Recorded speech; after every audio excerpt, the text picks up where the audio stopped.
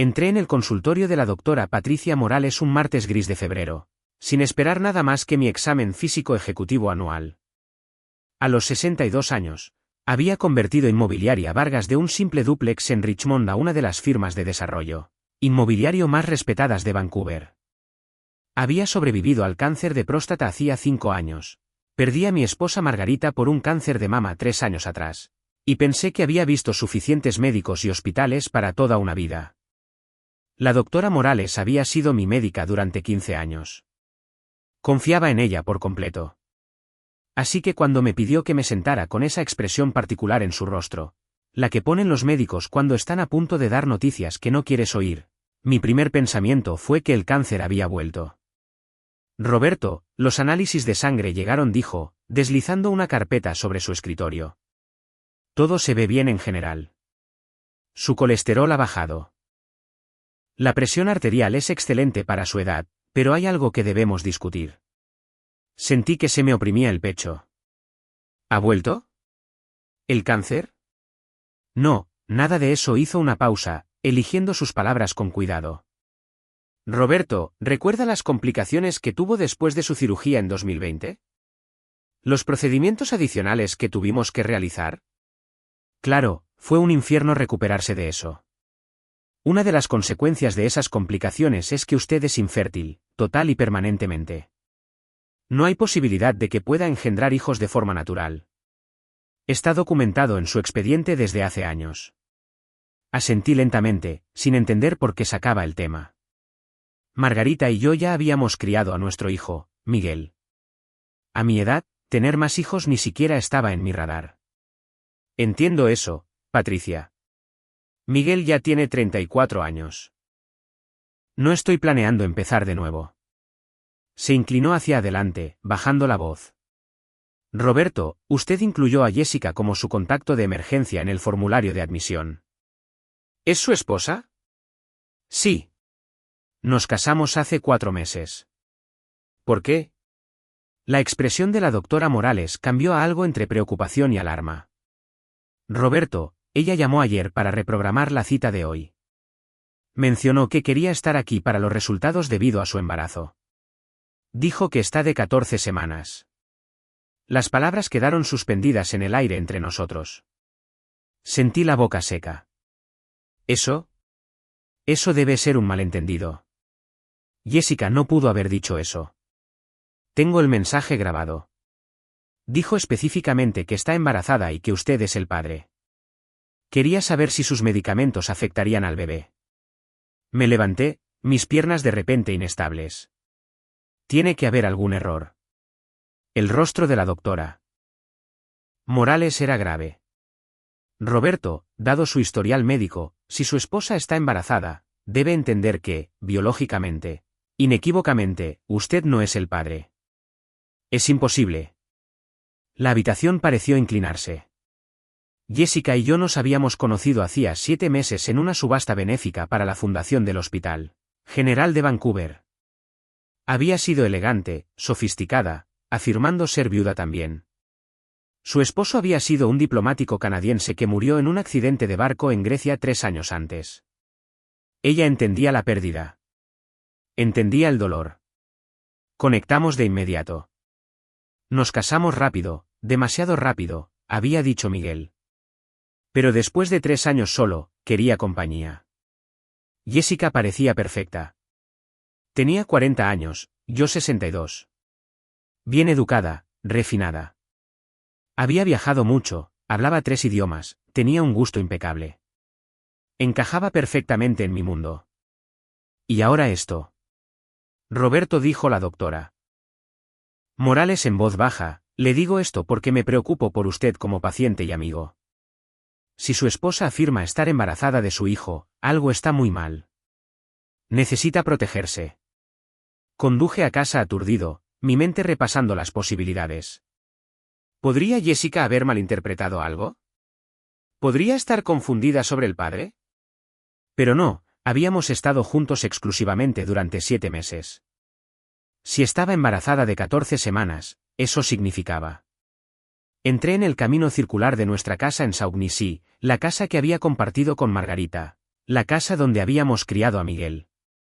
Jessica se había mudado después de nuestra boda en octubre, redecorando ampliamente. En ese momento, pensé que la estaba haciendo suya. Ahora, cada cambio se sentía siniestro. Jessica estaba en la sala de estar arreglando flores en un jarrón de cristal. Levantó la vista cuando entré, su rostro iluminándose con esa sonrisa que me había cautivado en la subasta. «Cariño, has vuelto pronto». «¿Cómo estuvo la cita?» Me quedé en el umbral, estudiando su rostro en busca de cualquier señal de engaño. Se veía radiante, su cabello castaño rojizo capturando la luz de la tarde que entraba por los ventanales. «Jessica, la doctora Morales me dijo que llamaste ayer». «Oh, sí». Quería estar allí, pero tenía esa reunión con el servicio de catering para la gala de la fundación. «¿Cómo salió todo?» «Dijo que mencionaste que estabas embarazada». La sonrisa de Jessica se amplió. Dejó las flores y se acercó, tomando mis manos. «Iba a sorprenderte en la cena esta noche. Sé que no lo hemos estado intentando, pero los milagros suceden. Estoy de 14 semanas. Vi a la doctora Castillo la semana pasada, la doctora Sara Castillo, la obstetra. Lo confirmó todo. Vamos a tener un bebé». Aparté mis manos. «Jessica, eso no es posible». Su expresión cambió, la confusión nublando sus rasgos. «¿Qué quieres decir?» «Tengo las ecografías». «¿Quieres verlas?» «No puedo tener hijos. La cirugía que tuve en 2020, hubo complicaciones. Soy infértil, permanentemente». Por una fracción de segundo, algo parpadeó en su rostro. Miedo, cálculo. Luego desapareció, reemplazado por un desconcierto herido. «Eso no puede ser cierto. Quizás los médicos se equivocaron». «Esas cosas pasan». «No se equivocaron, Jessica. Es médicamente imposible que yo sea el padre». Se sentó pesadamente en el sofá, su mano moviéndose hacia su estómago. «No entiendo. ¿Me estás acusando de algo?» «Roberto, te amo. Este es tu bebé». «¿De quién es el bebé en realidad?» Las lágrimas brotaron de sus ojos. «¿Cómo puedes preguntarme eso?» «Después de todo lo que hemos pasado, todo lo que hemos compartido. Pensé que confiabas en mí. Quería creerle. Dios, quería creerle». Pero las palabras de la doctora Morales resonaban en mi mente. «Algo está muy mal. Necesito algo de tiempo», dije, dirigiéndome a las escaleras. «Voy a mi estudio». Cerré la puerta con llave detrás de mí y llamé a la única persona en la que sabía que podía confiar, mi hijo, Miguel. «Papá, ¿qué pasa?» Miguel trabajaba como analista de inversiones en RBC, vivía en un condominio en Yaletown con su novia Sara. Había sido escéptico sobre Jessica desde el principio, aunque había sido lo suficientemente diplomático como para no decir mucho después de la boda. «Miguel, necesito que hagas algo por mí, necesito que no hagas preguntas todavía». «¿Puedes recomendarme un investigador privado?» «Alguien discreto. Alguien bueno». Hubo una pausa. «Papá, ¿qué está pasando?» «Por favor, Miguel. Te lo explicaré todo, pero no por teléfono». «¿Puedes venir mañana?» «Temprano, antes de que Jessica se despierte. Estaré allí a las 6:30. Esa noche, Jessica preparó mi cena favorita, salmón salvaje con verduras asadas. Se movía por la cocina con gracia practicada, charlando sobre su día, sobre los planes para el cuarto del bebé, sobre los nombres que le gustaban. O era la mejor actriz del mundo o realmente creía lo que decía. Le seguí el juego, sintiéndome como un extraño en mi propia casa. Cuando me besó de buenas noches, no sentí más que un nudo frío de pavor en el estómago. Miguel llegó a las 6:25. Lo recibí en la puerta, con un dedo en los labios, y lo llevé a mi estudio. «Dios, papá, te ves terrible». «¿Qué está pasando?» Le conté todo. La cita con la médica, el supuesto embarazo de Jessica, la imposibilidad de todo. La mandíbula de Miguel se tensó. Sabía que algo no estaba bien con ella. Desde el principio, algo no me cuadraba. La forma en que apresuró el compromiso, cómo te aisló de tus amigos. No me aisló. Papá, ¿cuándo fue la última vez que cenaste con Jaime y Linda? Fueron tus mejores amigos durante 20 años. ¿Cuándo fue la última vez que jugaste al golf con el grupo de los martes? Jessica siempre tiene algo planeado, algún conflicto. Me di cuenta con una sensación de hundimiento que tenía razón. Mi círculo social se había reducido considerablemente desde que Jessica entró en mi vida. Había pensado que era un ajuste natural de recién casados. Ahora se sentía deliberado. Tengo un contacto, dijo Miguel.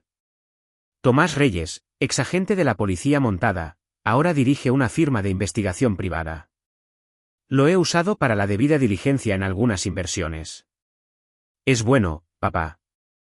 Minucioso y discreto. Concerta una reunión. Me reuní con Tomás Reyes esa tarde en una cafetería en Kitsilano, lejos de mis lugares habituales. Tenía unos 50 años. Cabello canoso, ojos agudos que no se perdían nada. Señor Vargas, Miguel me puso al tanto de la situación. Quiero ser directo con usted. Esto no será agradable. Si su esposa está mintiendo sobre esto, habrá más. Siempre lo hay. Necesito saber la verdad. Entendido. Necesitaré acceso a cualquier registro financiero que tenga, su información personal, detalles sobre cómo se conocieron, todo. Le di copias de nuestros extractos bancarios conjuntos, la identificación de Jessica, o lo que yo creía que era su identificación, y una cronología de nuestra relación. 3 días después, Tomás llamó. Necesitamos reunirnos.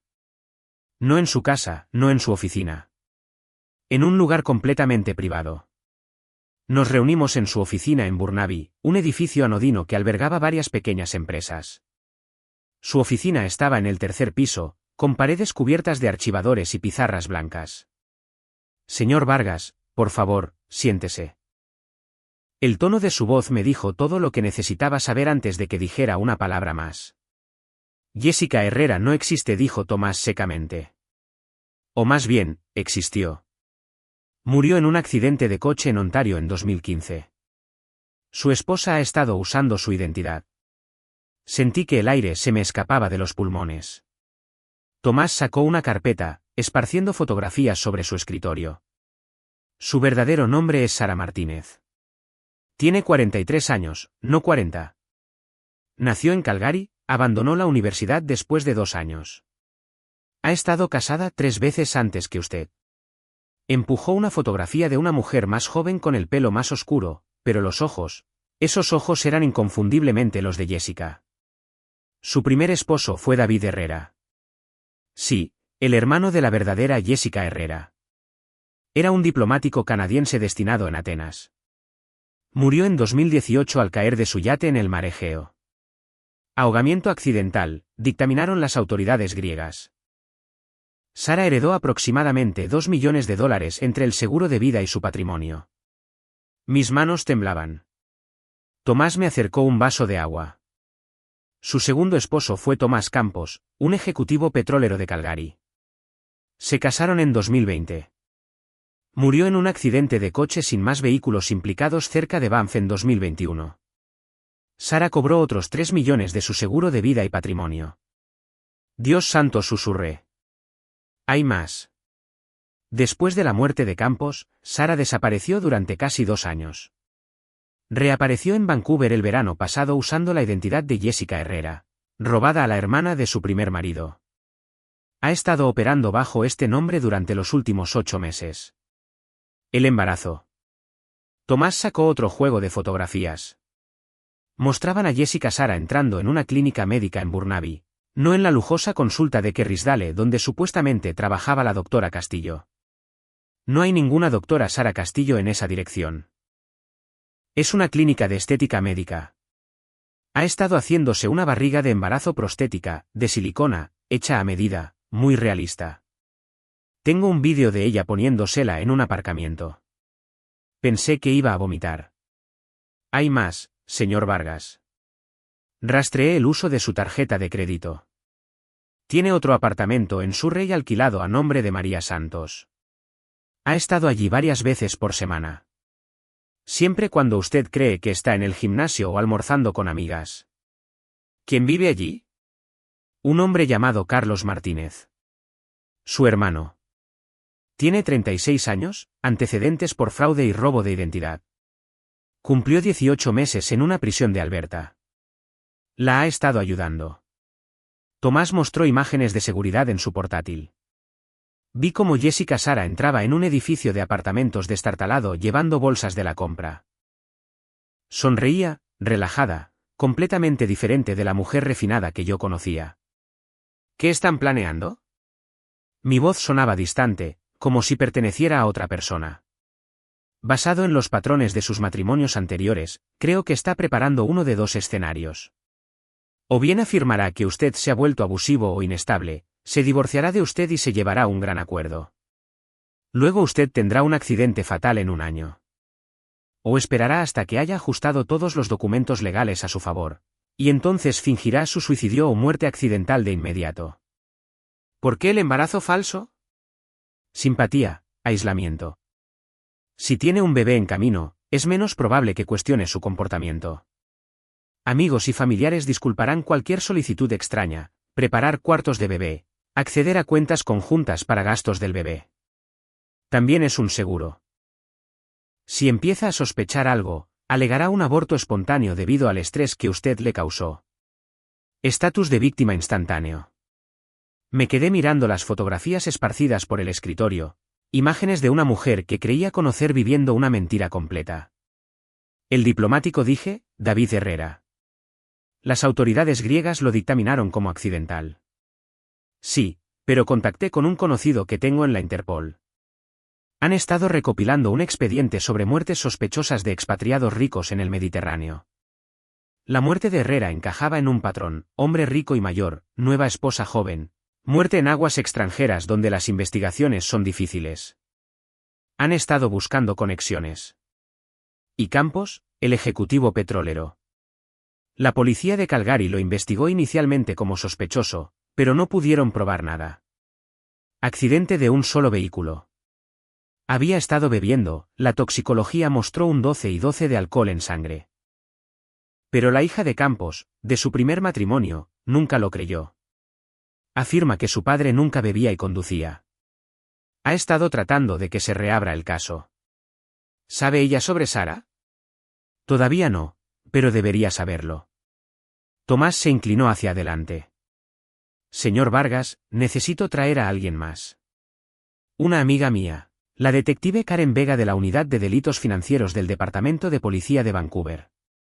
Esto es más grande que solo usted. Esta mujer es una depredadora en serie. Asentí, aturdido.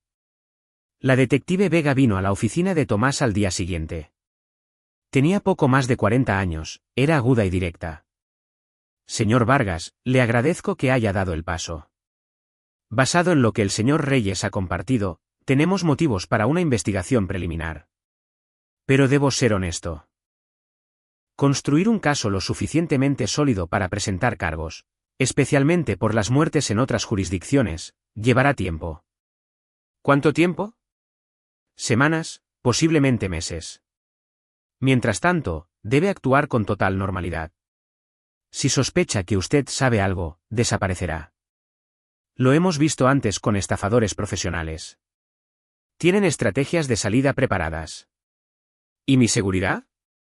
Tendremos vigilancia en su propiedad. Vehículos sin identificar, agentes de paisano. Y quiero que cambie su testamento de inmediato. Hágalo de manera que ella no reciba nada si usted muere. Eso elimina su incentivo. Me reuní con mi abogado, Gonzalo Ferrer, a la mañana siguiente. Conocía a Gonzalo desde hacía 30 años. Había gestionado la compra de cada propiedad que Inmobiliaria Vargas había desarrollado. Roberto, Dios mío, ¿estás seguro de todo esto? Ojalá no lo estuviera. Gonzalo redactó un nuevo testamento en cuestión de horas, dejando todo a Miguel y estableciendo un fideicomiso para cualquier hijo legítimo mío con estricta verificación de ADN requerida. Jessica no recibiría nada. También voy a recomendar que revisemos todos los documentos que ha firmado desde su matrimonio. Poderes notariales, cualquier cambio en las estructuras empresariales, cualquier cosa a la que ella tuviera acceso. Lo que descubrimos me heló la sangre. Durante los 4 meses de nuestro matrimonio, Jessica se había estado posicionando lenta y sistemáticamente para acceder a todo. Me había convencido de añadirla a la escritura de la casa para fines de planificación patrimonial. Había sido añadida como firmante en varias cuentas de Inmobiliaria Vargas para ayudar con la contabilidad mientras te centras en los proyectos de desarrollo. Incluso me había convencido de contratar una póliza de seguro de vida adicional. Estamos casados ahora, deberíamos protegernos mutuamente. La póliza era de $5 millones con Jessica como única beneficiaria. Gonzalo, ¿puedes decir si ha falsificado mi firma en algo? Pasamos horas comparando documentos. Algunas firmas parecían correctas. Otras mostraban diferencias sutiles, marcas de vacilación, patrones de presión incorrectos. Creo que ha practicado, dijo Gonzalo sombríamente. Mira estos documentos de diciembre frente a estos de febrero. Los de febrero son réplicas casi perfectas de tu firma. ¿Qué significa eso? Significa que ha estado planeando esto durante meses, posiblemente desde antes de que se conocieran. La detective Vega trajo a una contadora forense llamada Patricia Ramírez. Patricia tenía el pelo entrecano y la actitud calmada de alguien que había visto todos los delitos financieros imaginables. Señor Vargas, he revisado sus cuentas. ¿Puedo preguntar si autorizó una transferencia bancaria de $320,000 a una firma de inversión llamada Pacific Horizon Capital el 8 de febrero? No. ¿Qué es Pacific Horizon Capital? No existe. Es una empresa fantasma registrada en las Islas Caimán. El dinero fue transferido inmediatamente a 6 cuentas diferentes, y luego retirado en efectivo de cajeros automáticos por todo el Lower Mainland durante 3 días. Jessica robó $300,000. Esa es la transferencia que hemos encontrado hasta ahora. Estoy viendo un patrón de retiros más pequeños también. 5.000 aquí, 7.000 allá. Siempre justo por debajo del umbral que activaría las revisiones automáticas del banco. En 4 meses, estimo que ha sacado aproximadamente $450,000 de sus cuentas. Sentí una rabia creciendo en mi pecho, caliente y ácida. Hay algo más, continuó Patricia. Ha estado usando su identidad para establecer líneas de crédito. Encontré 3 tarjetas de crédito a su nombre con un límite combinado de $200,000. Están todas al máximo. Las facturas van a una dirección en Surrey, presumiblemente donde vive el hermano. ¿Puedo cancelarlas? No sin alertarla. La detective Vega necesita que mantenga la apariencia de que nada ha cambiado. Esto era una tortura. Cada mañana, me despertaba junto a una mujer que estaba destruyendo sistemáticamente mi vida. Cada noche me sentaba frente a ella en la mesa, conversando, fingiendo que todo estaba bien. Jessica hablaba constantemente del bebé. Había empezado a mostrarme muestras de pintura para el cuarto del bebé. Había encargado muebles caros usando la tarjeta de crédito conjunta. Hablaba de nombres. Para un niño, le gustaba Sebastián. Para una niña, Carlota. ¿Qué te parece, cariño?, preguntaba, con la mano apoyada en su barriga falsa. Lo que te haga feliz, decía yo, y me excusaba para ir a mi estudio. Miguel venía 2 veces por semana, siempre con razones plausibles, trayendo documentos para que los revisara, pidiendo consejo de negocios. Me abrazaba, susurrando actualizaciones. El equipo de Tomás la está siguiendo a cada paso. Han identificado 12 identidades distintas que ha usado en los últimos 10 años. Papá, esta mujer es un fantasma. La detective Vega me llamó un miércoles por la tarde. Señor Vargas, hemos tenido un avance. Las autoridades griegas están reabriendo el caso de David Herrera. Han revisado la investigación original y han encontrado irregularidades. Había contratado una gran póliza de seguro 2 semanas antes de su muerte. Sara era la beneficiaria y fue la única testigo de su caída por la borda. ¿Pueden acusarla? Posiblemente, pero es complicado por la jurisdicción. Lo que es más importante es que la hija de Tomás Campos, Jennifer, ha estado tratando de contactarlo. Vio una foto de su boda en una página de sociedad en línea. Reconoció a Sara. La conocía como Sofía Campos. Jennifer Campos voló desde Calgary ese fin de semana. Tenía 36 años, era abogada. Y llevaba 3 años luchando para demostrar que la muerte de su padre no fue un accidente. Nos reunimos en la oficina de la detective Vega. Yo, Jennifer, la detective Vega, Tomás Reyes y otro investigador de Calgary. Jennifer me mostró fotografías. Sara en el funeral del padre de Jennifer, vestida de negro, llorando convincentemente. Sara en la lectura del testamento. Sara vaciando la casa en Calgary. Estuvo con mi padre durante 14 meses, dijo Jennifer, su voz tensa por la ira contenida. Se casó con él en octubre de 2020. Para Navidad, tenía acceso a todo. Le dijo a todo el mundo que estaba embarazada, igual que le ha dicho a usted. No había ningún bebé. Dijo que tuvo un aborto espontáneo después de que mi padre muriera. Lo achacó al trauma. Lo siento, dije, inadecuadamente. Mi padre nunca bebía y conducía. Nunca. Pero esa noche, su nivel de alcohol en sangre era de 12 y 12. La policía encontró una botella de whisky vacía en el coche, pero Sara había servido las bebidas en la cena. No pude probarlo, pero sabía que lo había drogado de alguna manera. Lo hizo parecer borracho y luego lo envió en el coche. ¿Cómo provocó el accidente? Jennifer sacó un archivo. Esto es en lo que he gastado 3 años y $50,000 investigando. El accidente ocurrió en una sinuosa carretera de montaña cerca de Banff. El coche de mi padre atravesó una barandilla y cayó por un terraplén. La investigación encontró un fallo en los frenos. Los conductos de freno se habían corroído y roto. ¿No podría haber ocurrido de forma natural?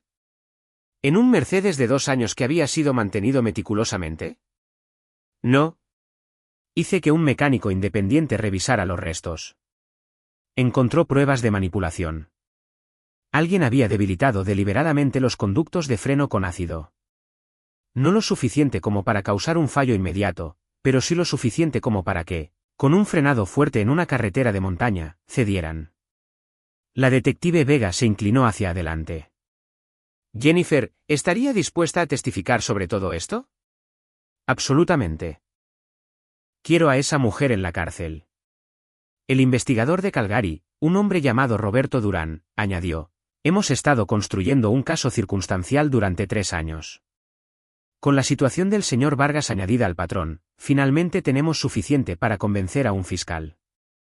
Pero necesitamos atraparla en el acto de algo que podamos probar más allá de toda duda. ¿Qué sugiere?, pregunté. La detective Vega sacó una carpeta. Esperamos a que cometa un error, y creemos que lo hará pronto. Señor Vargas, tiene programada esa gala de la fundación en 3 semanas, ¿correcto? Sí. El evento benéfico de la Fundación del Hospital General de Vancouver. Es uno de los eventos benéficos más grandes del año.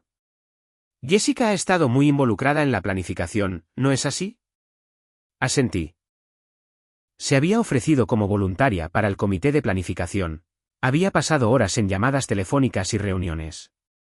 Creemos que ese es su final del juego, dijo la detective Vega. Un lugar público, mucha gente, oportunidades para accidentes, donantes ricos, prestigio, testigos de lo devota que ha sido como su esposa. Si algo le sucede allí, todos la recordarán como la viuda embarazada y afligida. ¿Qué tipo de accidente?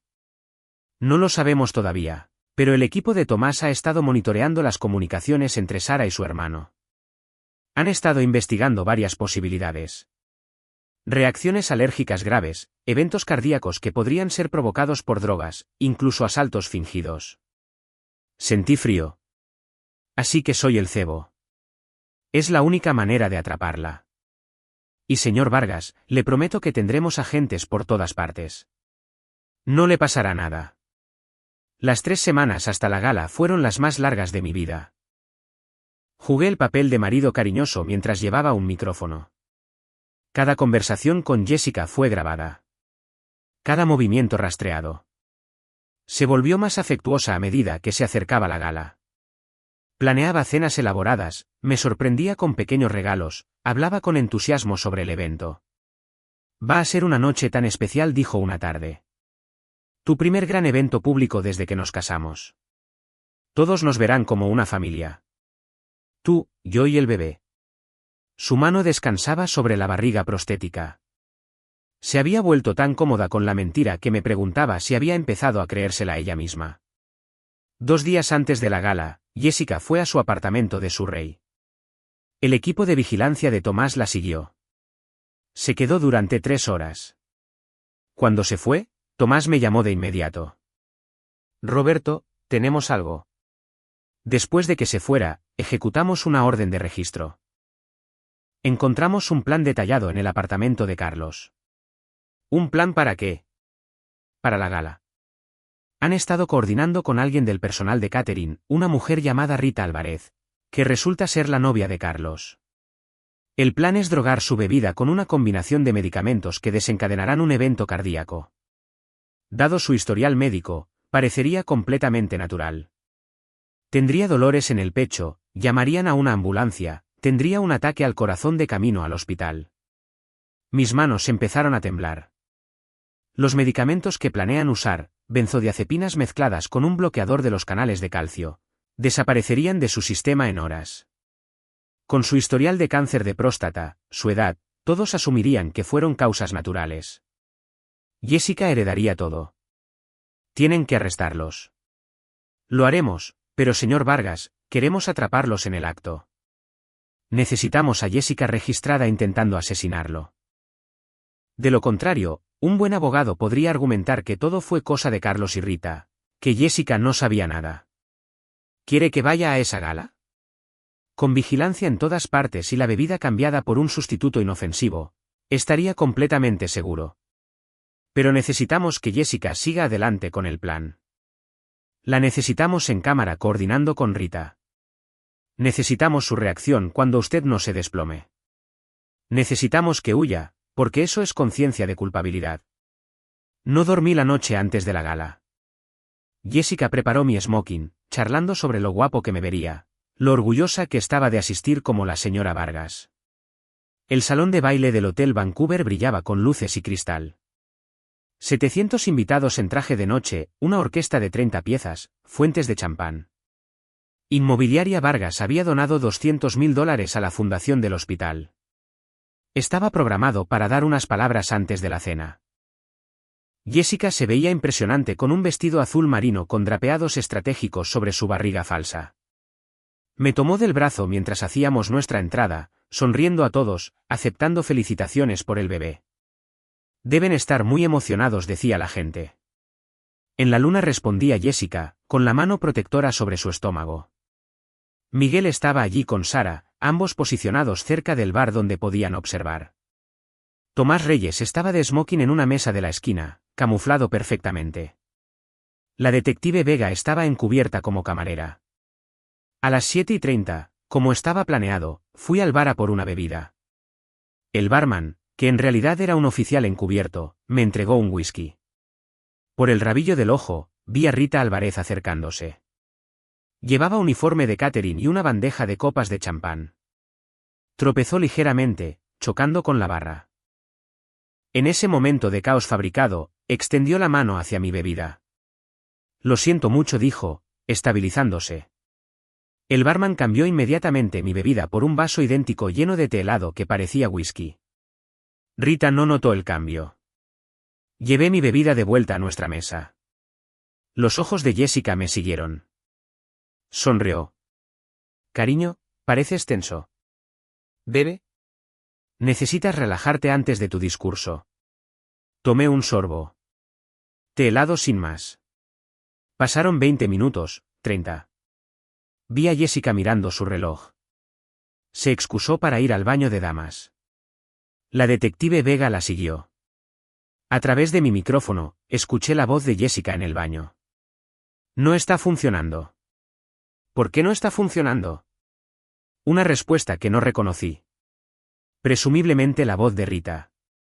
Le di suficiente para tumbar a un caballo. Debería estar en el suelo ya. Carlos, ¿qué hacemos? La voz de Jessica, más aguda, estresada. La voz de un hombre, también en el baño. Carlos debía haberse colado. Abortamos. Coge tus cosas y vete. Usa la entrada de servicio. Tengo un coche esperando. La voz de la detective Vega llegó a través de mi auricular. Estamos entrando. Mantenga la calma. Vi a Jessica salir del baño, con el rostro pálido. Caminó rápidamente de vuelta a nuestra mesa, cogió su bolso de mano. Cariño, no me siento bien. Creo que necesito un poco de aire. Déjame ir contigo. No demasiado brusco. Suavizó su voz. No, es solo el bebé que me da náuseas. Saldré un momento. Tú quédate. Tienes tu discurso pronto. Me besó en la mejilla y caminó hacia la salida. Vi cómo la detective Vega y 4 oficiales uniformados la interceptaban justo antes de que llegara a la puerta. En el mismo momento, los oficiales se movieron sobre Rita en el bar y Carlos cerca de los baños. Jessica intentó correr. De hecho, se quitó los tacones y corrió, la barriga prostética rebotando torpemente bajo su vestido. Dio 3 pasos antes de que 2 oficiales la agarraran de los brazos. El salón de baile estalló en susurros de sorpresa. ¿Sara Martínez? Está arrestada por intento de asesinato, dijo la detective Vega lo suficientemente alto como para que las mesas cercanas lo oyeran. ¿Qué? No, ha habido un error. Roberto, diles. Me levanté lentamente, caminé hacia donde la estaban esposando. Tu nombre no es Jessica Herrera, dije en voz baja. Es Sara Martínez, y lo sé todo. Su rostro se transformó. La expresión asustada y confundida se desvaneció, reemplazada por algo frío y calculador. No puedes probar nada. Podemos probarlo todo. La identidad falsa, los 2 maridos anteriores que mataste, el dinero que robaste, el embarazo falso, las drogas que intentaste usar esta noche. Tenemos grabaciones, testigos, documentación de todo.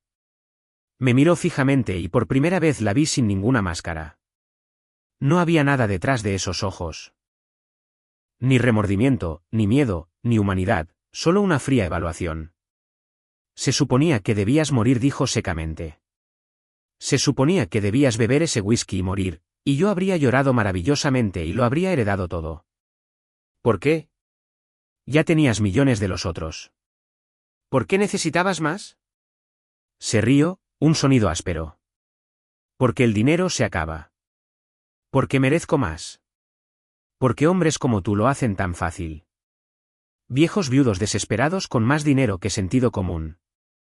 Ansiosos por una esposa joven y bonita. No me amabas. Amabas no estar solo. Los oficiales la llevaron hacia la salida. Seguía hablando, su voz subiendo. David era aburrido. Tomás era aburrido. Tú eras el más aburrido de todos. Dios, las cosas que tuve que soportar, tus historias sobre negocios inmobiliarios, tus patéticos intentos de romance. Deberías estar agradecido. Iba a hacerlo rápido. Se la llevaron. Carlos y Rita fueron en silencio. Sabían que los habían pillado. Mientras la multitud zumbaba de conmoción y especulación, Miguel apareció a mi lado. Papá, ¿estás bien? Me di cuenta de que estaba temblando. No lo sé. La gala terminó temprano. Los invitados se marcharon en grupos, ya enviando mensajes de texto y llamando a sus amigos con la dramática noticia. La fundación aún recibiría sus donaciones. Si acaso, este sería el evento benéfico más comentado en la historia de Vancouver. Los procedimientos legales duraron 8 meses. Sara Martínez fue acusada de 2 cargos de asesinato por las muertes de David Herrera y Tomás Campos, intento de asesinato de mí, fraude, robo de identidad y una lista de otros delitos. Carlos recibió cargos como cómplice. Rita hizo un trato, su testimonio a cambio de una sentencia reducida. Jennifer Campos voló para el juicio. Se sentó en la sala del tribunal todos los días, viendo al equipo de defensa de Sara intentar, y fracasar, desacreditar la montaña de pruebas que habíamos reunido. La evidencia forense del coche de Campos coincidía con el método utilizado en casos similares. Las autoridades griegas testificaron sobre las irregularidades en la investigación de la muerte de Herrera. Los expertos financieros detallaron los patrones sistemáticos de robo y fraude en los 3 matrimonios. La defensa de Sara argumentó que había sido coaccionada por Carlos, que ella misma era una víctima. El jurado no se lo creyó. Habían visto las grabaciones de su fría confesión en la gala.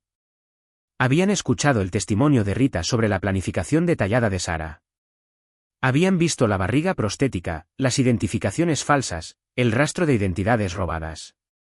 En una lluviosa mañana de noviembre, llegó el veredicto, culpable de todos los cargos.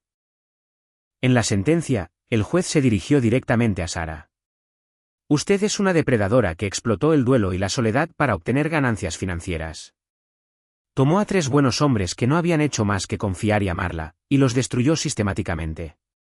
El tribunal la sentencia a cadena perpetua sin posibilidad de libertad condicional durante 25 años por cada cargo de asesinato, a cumplirse consecutivamente. El rostro de Sara permaneció impasible. No había mostrado ninguna emoción durante todo el juicio. Ni remordimiento, ni miedo, ni ira. Se la llevaron esposada. Y sentí que algo se liberaba en mi pecho que ni siquiera sabía que había estado conteniendo. Carlos recibió 40 años. Rita obtuvo 8 años por su papel en el intento de asesinato. Fuera del juzgado, Jennifer me abrazó. Gracias, susurró. Gracias por hacerle justicia a mi padre. Gracias a ti por nunca rendirte con él. La atención de los medios fue intensa durante meses. Rechacé la mayoría de las solicitudes de entrevista, pero acepté hablar con un equipo de documentalistas que hacían una serie sobre delitos financieros. Si mi humillación podía ayudar a otras personas a evitar ser víctimas, valía la pena. Miguel y yo nos unimos más a través de todo esto. Tenía razón sobre Jessica desde el principio, pero nunca dijo, te lo dije. Simplemente estuvo a mi lado en cada deposición, cada comparecencia ante el tribunal, cada momento difícil. Papá dijo una noche durante la cena en su casa. Quiero que sepas que nunca pensé que fueras débil por querer compañía. Después de que mamá muriera, merecías encontrar la felicidad de nuevo. Esa mujer era una profesional. Habría engañado a cualquiera. Debería haber escuchado tus preocupaciones. Y yo debería haber insistido más. Ambos aprendimos algo. Vendí la casa de Saugnisi. Demasiados malos recuerdos ahora. Compré un ático en Cole Harbour. Algo moderno y limpio, sin historia. Patricia Ramírez, la contadora forense, me ayudó a recuperar alrededor del 60% de lo que Sara había robado. El resto se había ido para siempre. Gastado o escondido tan bien que nunca lo encontraríamos. Pero todavía tenía el negocio, todavía tenía mi salud, todavía tenía a mi hijo. Establecí una fundación a nombre de Margarita para ayudar a las víctimas de fraude financiero y abuso de personas mayores. Jennifer Campos se unió a la junta. Financiamos grupos de apoyo, asistencia legal y programas educativos para ayudar a las personas a reconocer las señales de advertencia de las relaciones depredadoras. En lo que habría sido el 38º aniversario de Margarita y mío, visité su tumba en el cementerio de Mountain View. Llevé rosas blancas, sus favoritas. Lo siento, le dije a su lápida. Fui un tonto.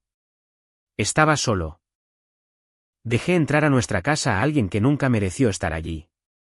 El viento susurró entre los árboles. Casi podía oír la voz de Margarita, paciente y amable como siempre lo había sido. Sobreviviste. Eso es lo que importa. Ahora ayuda a otras personas a sobrevivir. Regresé al consultorio de la doctora Morales para mi examen físico anual el febrero siguiente. Me dio un abrazo antes de que comenzáramos el examen. Roberto, me alegro mucho de que estés bien. Cuando me enteré de lo que pasó, me culpé por no haberte advertido con más fuerza. Patricia, me salvaste la vida. Si no me hubieras hablado de la infertilidad, nunca habría cuestionado el embarazo. A veces dijo, la parte más difícil de la medicina no es tratar la enfermedad. Es ayudar a los pacientes a ver la verdad cuando no quieren verla. Mis análisis de sangre salieron perfectos. Presión arterial excelente. Sin marcadores de cáncer. A los 63 años, estaba sano, completo y vivo. Me encontré con Jaime y Linda, mis viejos amigos del grupo de golf de los martes, en un restaurante en Kitsilano. Me invitaron a unirme a ellos. Roberto, te hemos echado de menos, dijo Linda. No queríamos presionar después de todo lo que pasó, pero nos encantaría tenerte de vuelta. Me gustaría. La vida volvió lentamente a la normalidad, o al menos a una nueva normalidad. Me centré en el trabajo, en el compromiso de Miguel y Sara, en la fundación. Salí ocasionalmente, pero con cuidado ahora, con un sano escepticismo y las debidas comprobaciones de antecedentes.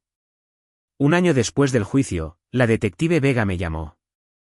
Señor Vargas, quería hacerle saber que hemos identificado a 2 víctimas potenciales más. Sara las había estado investigando antes de conocerlo a usted. Su caso la detuvo antes de que pudiera atacarlas. ¿2 más? Un viudo en Victoria y otro en Seattle. Ambos encajaban en el patrón, ricos, recientemente en duelo, vulnerables. Su disposición a seguir adelante con esto, a testificar, a hacer pública su historia. Salvó vidas. Después de que colgara, me senté en mi oficina con vistas al puerto de Vancouver. Los barcos entraban y salían. La ciudad pulsaba con vida. Las montañas se erguían eternas en la distancia. Había sido un tonto. Había estado desesperado por conectar. Había ignorado las señales de advertencia porque quería creer desesperadamente en una segunda oportunidad, para la felicidad. Pero también había sido lo suficientemente fuerte como para enfrentar la verdad cuando me la presentaron. Había luchado. Había buscado ayuda. Me había negado a ser una víctima silenciosa. Las cicatrices nunca sanarían por completo. Nunca volvería a confiar tan fácilmente como antes. Cada relación ahora estaría teñida de cautela. Cada gesto examinado en busca de motivos ocultos. Pero estaba vivo, y Sara Martínez estaba tras las rejas, donde permanecería durante al menos 50 años. A veces, tarde en la noche, pienso en ese momento en el consultorio de la doctora Morales. El instante en que me dijo que el embarazo era imposible. Esa única frase me había salvado la vida. Un mes más, quizás 2, y Sara habría tenido éxito. Habría bebido ese whisky envenenado. Me habría desplomado. Habría muerto pensando que mi esposa estaba embarazada de mi hijo, sin saber nunca la verdad. En cambio, sé la verdad. Toda ella. Cada trozo feo y devastador. Y la verdad, por muy dolorosa que sea, es mejor que una hermosa mentira.